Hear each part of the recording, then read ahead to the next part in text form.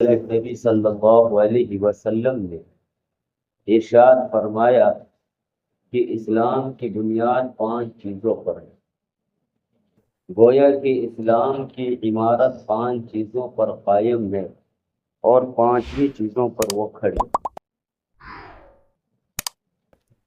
ان میں سے ایک توحید ہے، دوسری عبادت جو ہے وہ نماز ہے، تیسرے ہے زکوٰۃ کا ادا کرنا، چوتھے رمضان کے روزے رکھنا، اور 5واں جو رکن ہے وہ ہے حج کا۔ جسمانی عبادت جو ہے جیسے کہ نماز کا ادا کرنا اپنے وقت پر، یہ جسمانی عبادت ہے، اس میں کوئی روپیہ پیسہ نہیں لگتا۔ آج تک آپ نے کوئی ایسی مسجد نہ تو دیکھی ہوگی نہ تو سنی ہوگی جس میں نماز پڑھنے کے لیے آپ کو پہلے مسجد میں پیسے دینے پڑتے ہیں کہ آپ ظہر کی نماز پڑھنے کے لیے آ رہے ہیں یا جمعے کی نماز پڑھنے کے لیے آ رہے ہیں تو اس کے لیے اتنے پیسے آپ دیں تب نماز پڑھ سکتے ہیں۔ عبادتیں دنیا میں ایسی کوئی مسجد ہی نہیں 2 قسم کی ہوئی، بلکہ مسجد تو وہ مقام ہے، وہ جگہ ہے جسمانی عبادت کہ اگر اور ایک مالی عبادت۔ محلے کا شہر کا سب سے بڑا بھکاری بھی آ کے پہلی سب میں بیٹھ جائے کا ادا کرنا، اس کے بعد آنے والا اگر چیف منسٹر بھی ہے، یہ جسمانی عبادت ہے، تو اس کو حق نہیں ہے کہ وہ اس میں کوئی روپیہ پیسہ نہیں لگتا کہ بھکاری ہے تو چلو پچھلی سب میں بیٹھو، نہیں۔ آج تک آپ نے کوئی ایسی مسجد، یہ اسلام کا نظام ہے، مساوات کی جو تعلیم دیتا ہے، نہ تو سنی ہوگی اس میں نماز پڑھنے کے لیے اس میں پہلے مسجد میں آپ کسی کو ہٹا نہیں سکتے کہ آپ ظہر کی نماز پڑھنے کے لیے آ رہے ہیں یا جمعے کی نماز پڑھنے کے لیے آ رہے ہیں تو اس کے لیے اتنے پیسے آپ دیں تب نماز پڑھ سکتے ہیں۔ دنیا میں ایسی کوئی مسجد ہی نہیں، بلکہ مسجد تو وہ مقام ہے، وہ جگہ ہے کہ اگر محلے کا شہر کا سب سے بڑا بھکاری بھی آ کے پہلی سب میں بیٹھ جائے، اس کے بعد آنے والا اگر چیف منسٹر بھی ہے تو اس کو حق نہیں ہے کہ وہ اس کو وہاں سے ہٹا دے کہ بھکاری ہے تو چلو پچھلی سب میں بیٹھو، نہیں۔ یہ اسلام کا نظام ہے، مساوات کی جو تعلیم دیتا ہے، اخوت کی، بھائی چارے کی، تو اس میں آپ کسی کو ہٹا نہیں سکتے۔ بچے ہو تو ایک الگ، تو ایسی کوئی مسجد ہی نہیں بنی کہ آپ کسی کو ہٹا دیں یا کسی جس میں آپ کو پیسے دینے پڑتے نماز پڑھنے کے لیے۔ آپ جب سب سے نہیں ہٹا سکتے تو پیسے کس بات کے؟ ایک ہی سب میں کھڑے ہو گئے، محمود و عیاض، نہ کوئی بندہ رہا نہ کوئی بندہ نواز۔ یہ نماز کی خاصیت ہے کہ اللہ کے گھر میں آ کے سب برابر، سب اس کے بندے، سب اس کے غلام ہیں، کوئی نہ چھوٹا نہ کوئی بڑا، نہ کوئی اونچا نہ کوئی نیچا، نہ کوئی اونچی برادری نہ کوئی نیچی برادری، نہ اونچی ذات نہ نیچی ذات، سب برابر اس کے، سب بندے۔ نہ کسی عالم سے آپ نے سنا ہوگا کہ ظہر کی نماز پڑھنے کے اتنے پیسے، جمعے کی نماز پڑھنے کے اتنے پیسے، فجر کی نماز پڑھنے کے اتنے پیسے۔ تو یہ جسمانی عبادت ہے، اور ایک عبادت ہوتی ہے مالی، جس میں مال خرچ ہوتا ہے، جیسے کہ زکوٰۃ، وہ مالی عبادت ہے کہ سال پورا ہو گیا، آپ صاحب نصاب ہیں، آپ مالک ہیں نصاب کے، آپ پر سال گزر گیا ہے تو شریعت نے آپ پر زکوٰۃ فرض کی۔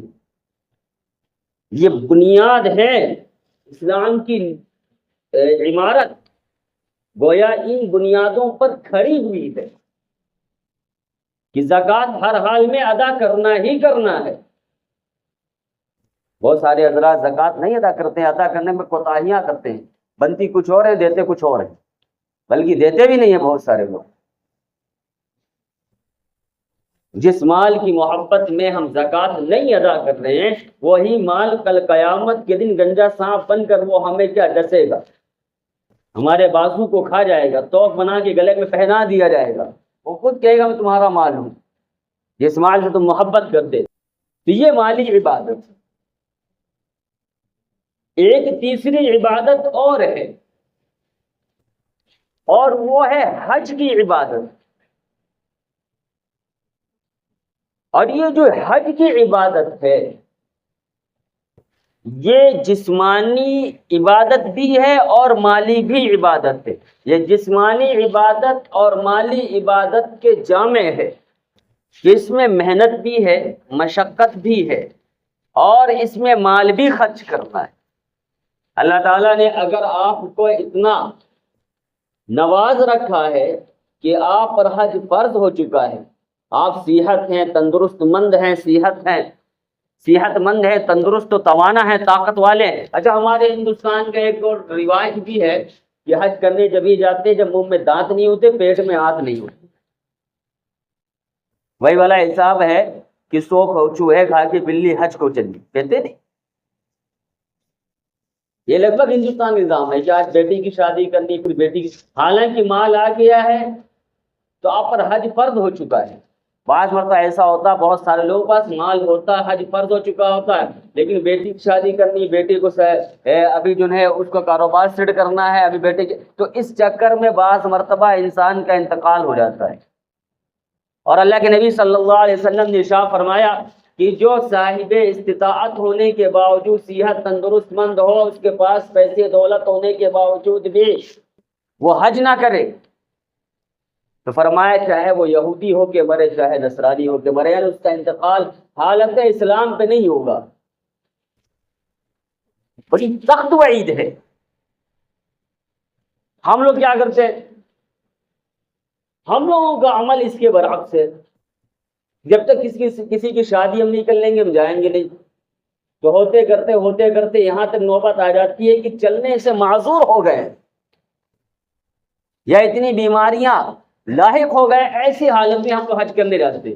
اب بتاؤ آپ ہمیں، جب جسم میں طاقت نہیں ہے، قوت نہیں ہے، صفا مروہ کی سعی کرنی ہے، طواف کرنا ہے، مزدلفہ میں ٹھہرنا ہے، عرفات کے میدان میں ٹھہرنا ہے، مینا جانا ہے، شیطانوں کو کنکریاں مارنا، یہ سب محنت والے کام ہیں، مشقت والے کام ہیں، ان میں طاقت لگتی ہے، قوت لگتی ہے۔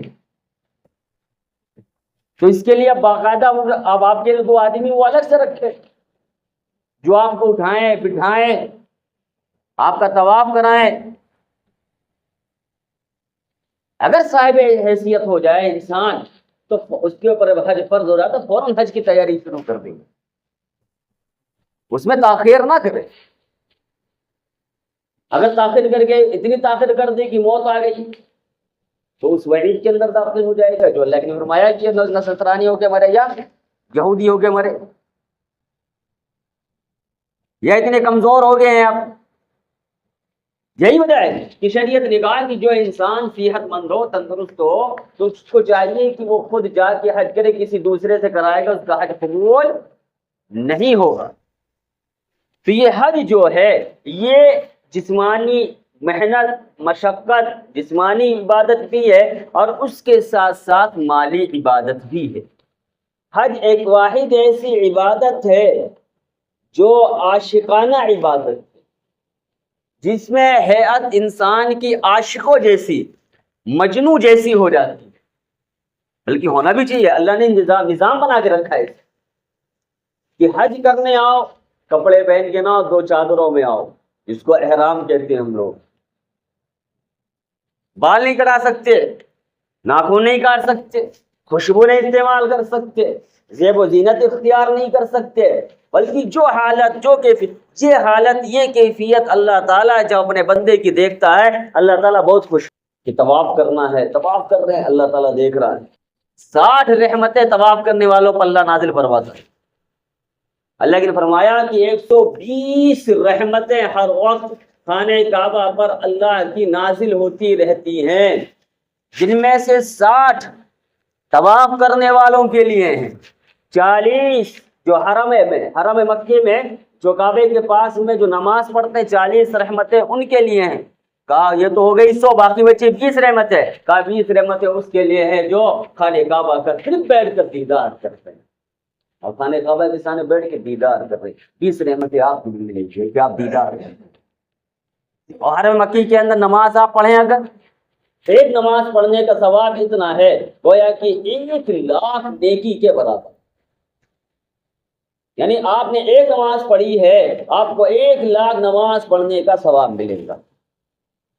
مسجد نبوی میں پڑھیں اگر آپ 50,000 نمازوں کا ثواب. بیت المقدس میں پڑھیں 25,000 جو فلسطین میں. اس کے بعد جامع مسجد کا نمبر ہے، اس کے بعد محلے کی مسجد کا نمبر ہے. محلے کی مسجد بھی اس کو بھی آباد کر رہی ہے، اور آبادی کی میں آباد نہیں کرتے. یہ ایک الگ بات ہے کہ محلے کی مسجد کو ہم آباد جب ہی کریں گے جب رمضان کا مہینہ آئے گا. محلے میں کسی کا انتقال ہو گیا تو آباد ہو جائے گی تھوڑی بہت، وہ بھی ایک ٹائم. رمضان کے مہینے میں پورا رمضان آباد رہے گی. پھر اس کے بعد سارے نمازی غائب ہو جاتے، بالکل ایسے ہی غائب ہو جاتے ہیں جیسے کہ گدھے کے سر سے سینگ غائب ہو جاتے، بالکل ایسے غائب ہو جاتے. وہ ساری کی ساری رمضان کے مہینے معاف کرا لیتے ہیں. بھائی ہمیں بھی نسخہ بتا دو ایسا ہم بھی معاف کرا لیں. اتنی دھوم میں آنا پڑتا نماز پڑھانے کے لیے، نیند پوری نہیں ہوتی، فجر میں آنا پڑتا ہے. ہم بھی وہ نسخہ آزما لیں، آنا نہ پڑے، ہے کہ نہیں؟ جیسے آپ کی نیند پوری نہیں ہوتی ویسے ہم بھی انسان ہیں، ہماری بھی پوری نہیں ہوتی ہے. فجر میں آنکھیں بند ہو رہی ہیں، آنکھیں چیر چیر کے آ رہے ہیں، بارش کے مہینے بھیگتے ہوئے آ رہے ہیں، نالا بہہ رہا ہے، نالا بہہ رہا اس میں سے آ رہے ہیں جا رہے ہیں. تو کوئی ایسا نسخہ ہے اگر آپ کے پاس جو آزما لینے سے نمازیں معاف ہو جاتی؟ قسم رب ذوالجلال کبھی معاف نہیں ہوتی ہے. آپ کھڑے ہو کے نہیں پڑھ سکتے تو آپ بیٹھ کے پڑھیں، بیٹھ کے نہیں پڑھ سکتے لیٹ کے اشارے سے پڑھیں، لیکن نماز معاف نہیں ہوتی ہے. آپ نہیں کر سکتے، آپ کو فدیہ دینا پڑے گا. گویا اگر معاف ہو جائے نا قطعی طور پہ معاف نہیں. تو یہ تو ہم حج کے بارے میں بتا رہے تھے آپ کہ حج واحد ایسی عبادت ہے، اور اس میں جو ہم خرچ کرتے ہیں، اس میں جو ہم ارکان ادا کرتے ہیں، اس پہ جو رحمتیں نازل ہوتی ہیں، جو اجر و ثواب ملتا ہے حج کرنے سے. اللہ کے نبی صلی اللہ علیہ وسلم نے ارشاد فرمایا کہ حج کرنے والا جو حج کرتا ہے کوئی انسان تو بالکل ایسا ہو جاتا ہے جیسا کہ اس کی ماں نے اس کو آج ہی جنا ہو. جس طریقے سے معصوم بچہ جس کی پیدائش ہوتی ہے گناہوں سے پاک صاف ہوتا ہے، ویسے حاجی ہو جاتا ہے جب حج کر لیتا ہے. وہ اب اس نے جو عبادتیں کرنی ہو نئے سرے سے، یعنی سارے گناہ اس سے مٹا دیے گئے، کوئی گناہ باقی نہیں بچا ہے، کوئی گناہ باقی نہیں بچا ہے. جتنے بھی صغیرہ کبیرہ اگر توبہ کی لیے سارے کے سارے گناہ معاف ہو جاتے ہیں. اب بالکل وہ معصوم بچے کی طرح ہے، اس بچے کی طرح جو ابھی بھی دنیا میں تشریف لایا ہے، دنیا میں آیا ہے، اس پہ کوئی گناہ نہیں، ویسے اس حاجی پہ کوئی گناہ نہیں. ہاں اگر حج مبرور، اگر حج قبول ہے. بہت سارے لوگوں کا حج رد بھی کر دیا جاتا ہے، بہت سارے لوگوں کا حج رد بھی کر دیا جاتا ہے. آپ نے دیکھا ہوگا کہ شیطان کو کنکریاں ماری جاتی ہیں، 7 کنکریاں ماری جاتی 3 جگہ. پھر جو کنکریاں ماری جاتی ہیں جو لاکھوں کی تعداد ہوتی ہے، لاکھوں کی تعداد ہوتی ہے حاجی میں جو حج کرنے جاتے ہیں، تو اب تو کنکریوں کا پہاڑ بن گیا ہوتا. یہ تو اللہ کا نظام ہے کہ جس کا حج قبول فرماتے ہیں فرشتے آ کے اس کی کنکریاں اٹھا کے لے چلے جاتے ہیں. جو کنکریاں وہیں پڑی رہتی ہیں وہ کنکریاں ہیں جن کا حج اللہ قبول نہیں فرماتا ہے. وہ کنکریاں وہاں پر پڑی رہتی ہیں. اس لیے کہتے ہیں حج جب جایا جائے تو وہاں پر بالکل احتیاط کی جائے. ہم جب حج پہ جائیں تو بالکل احتیاط کریں اس بات کا کہ قطعی طور پر کوئی غلطی نہ ہونے پائے، کوئی لغزش نہ ہونی پائے. 7 کنکری مارنے کا حکم ہے تو صرف 7 ہی ماریں، 8 نہ ماریں. جیسے کہ بہت سارے لوگ کیا کرتے ہیں پورے پورے پتھر مارنے لگتے ہیں کہ آج تم ملے ہو پوری زندگی بہکاتے رہے تمہاری ایسی کی تیسی، کہ وہ مارنا شروع کر دیتے ہیں. 7 کا حکم ہے، صرف 7 کنکری مارو، کنکری مارنا ہے. وہ بھی صرف کنکری مارنا، یہ نہیں کہ بڑے بڑے پتھر کے آج مل گئے شیطان تم. تو یہ غلطیاں ہیں، ان غلطیوں سے ہمیں سیکھنا ہے کہ غلطیاں قطعی طور پر نہ کریں، اور جو عرفات کے میدان میں نہ ٹھہرے اس کا حج ہی نہیں ہوگا۔ صبح صادق سے لے کے غروب آفتاب تک چاہے تھوڑی دیر کے لیے پہنچے ٹھہرے جا کے وہاں پہ، حج کا رکن ہے وہ ایک عرفات کے میدان میں۔ تو یہ اللہ نے مینا میں کہا مکہ سے مینا جاؤ، مینا سے مزدلفہ، پھر عرفات کے میدان میں، پھر مینا واپسی، پھر شیطان کو کنکریاں مارنا، پھر سر منڈوانا، قربانی کرنا۔ اب جب سر منڈواؤ گے، حلق اس کو کہتے ہیں، تبھی تو احرام کھلے گا، نہ احرام کھول نہیں سکتا ہے۔ تو جو سر منڈواتے ہیں تو اللہ نے فرمایا حدیث کے اندر ہے کہ ایک بال کے برابر، کیا ایک بال پر اللہ تعالیٰ ایک نور۔ اب کتنے سر میں بال ہوتے ہیں؟ جتنے بال اتنا زیادہ نور۔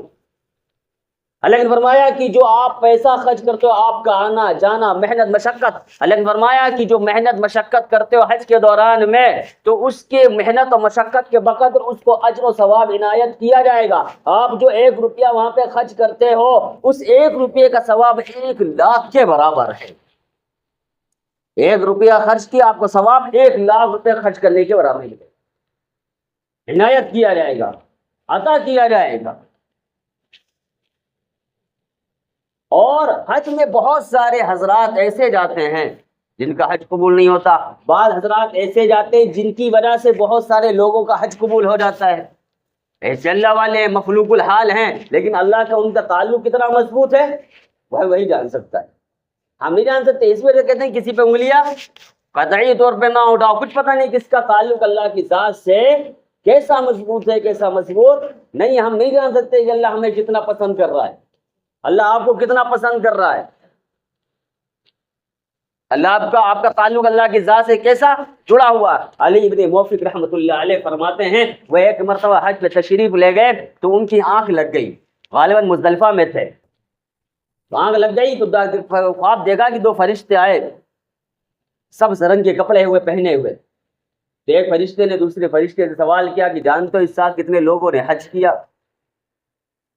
تو جس نے سوال کیا تو دوسرے نے جواب دیا کہ مجھے پتا نہیں۔ تو پھر سوال کرنے والے نے خود بتایا کہ اس سال 6 لاکھ لوگوں نے حج کیا ہے۔ کتنے لاکھ لوگوں نے؟ 6 لاکھ لوگوں نے حج کیا۔ پھر آگے ارشاد فرمایا، پھر فرماتے ہیں کہ 6 لاکھ لوگوں نے حج کیا، پھر اس نے ارشاد فرمایا کہ جانتے ہو کتنے لوگوں کا قبول ہوا؟ سوال کیا اس نے، پھر تو دوسرے فرشتے نے کہا مجھے نہیں معلوم کتنے لوگوں کا قبول ہوا، کتنے لوگوں کا قبول نہیں ہوا ہے۔ تو سوال کرنے میں فرمایا کہ 6 لاکھ میں سے صرف 6 لوگوں کا حج قبول ہوا ہے۔ علی بن موفق رحمۃ اللہ علیہ فرماتے کہ میں بھی حج کرنے گیا تھا، کہاں گھبرا کے میری آنکھ کھل کے میں پسینے بھیگ گیا، پریشان۔ اب میں مجمع دیکھ رہا ہوں عرفات کے میدان میں، مینا میں، مزدلفہ میں، کہ یہ 6 لاکھ کا مجمع ہے، اتنی زیادہ کثیر کی تعداد میں لوگ ہیں، لیکن اس نے حج کسی کا قبول نہیں۔ میرا خود پتہ نہیں قبول ہے کہ نہیں قبول ہے۔ تو اس کے بعد پھر میں جو ہے جب واپس آیا، ابھی حجی میں ہوں مطلب مکہ میں، پھر جب میں دوبارہ سویا آرام کیا کرنے کے لیے لیٹا تو میری آنکھ لگی، پھر وہی 2 فرشتے آئے، پھر انہوں نے ارشاد فرمایا کہ وہ جو 6 لوگوں کا جو حج قبول کیا تھا، ان 6 لوگوں کے صدقے طفیل میں اللہ تعالیٰ نے 6 لاکھ لوگوں کا حج قبول کر دیا۔ 6 لاکھ لوگوں کا حج قبول کر، ایک آدمی کے مقابلے میں 1 لاکھ، یہ ان کے صدقے طفیل میں، کیونکہ وہاں پہ آدمی جاتا ہے عرفات کے میدان میں، وہاں ہاتھ اٹھا رہا ہے، دعائیں مغفرت کر رہا ہے، مینا میں جائے وہاں بھی ہاتھ اٹھا رہا ہے، اور حج جب جائے تو اللہ قسم خدا کی وہاں حج میں پہنچو تو اپنی آخرت کے بارے میں سوچا کرو۔ بہت سارے لوگ جاتے ہیں دنیا کا سوال ہو رہا ہے، کعبے پہ نظر پڑے آپ کی، اپنی آخرت کے بارے میں سوچو، اپنی قبر کے بارے میں سوال کرو، امت کے بارے میں سوچو، امت کے بارے میں مغفرت کی دعائیں کرو۔ ہاں جب مدینہ جاؤ، اب حج سے فارغ ہو گئے آپ، حج سے فارغ ہونے کے بعد اب جب مدینہ جانا ہے، وہ ادب کا مقام ہے، وہ ادب کی جگہ ہے، تو وہاں پر اچھے کپڑے پہن کے جاؤ، خوبصورت سے کپڑے پہن کے جاؤ، خوشبو لگا کے جاؤ، اللہ کے نبی کے سراہنے کھڑے ہو، پھر وہاں پہ سلام پڑھو، الصلاۃ والسلام علیک یا رسول۔ وہاں پہ درود نہیں پڑھتا ہے، درود کی کثرت قطعی طور پر نہیں کرتا ہے، وہاں پہ سلام پڑھنا، کیونکہ اللہ کے نبی صلی اللہ علیہ وسلم کی قبر اطہر بالکل آپ کی نظروں کے سامنے ہیں، نبی قبروں میں زندہ رہتا ہے، آپ سلام کریں گے، آپ کو سلام کا جواب ملے گا، اور باتیں کہ آپ ہمیں پتہ نہیں۔ وہاں جانا ہے تو وہاں بالکل ادب کے ساتھ. مکہ میں جب تک حج کی حالت میں رہنا ہے، احرام کی حالت میں رہنا ہے، تو بالکل عادت کیسی ہونی چاہیے، وہ کیسی حیت کیفیت ہونی چاہیے، عائشہ جیسی، مجنو جیسی. یہ چند چھوٹی چھوٹی باتیں ہیں جس کے بارے میں ہم غور کریں اور اس اپنے بارے میں غور کریں کہ اللہ تعالیٰ نے اگر مجھے اس لائق بنایا ہے تو سب سے پہلے ہم شادی بیاہ ہو جائے گی، اگر فرض کر دیا تو ہم فوراً جا کے حج کا انتظام کریں اور حج میں پہنچنے کی کوشش کریں گے.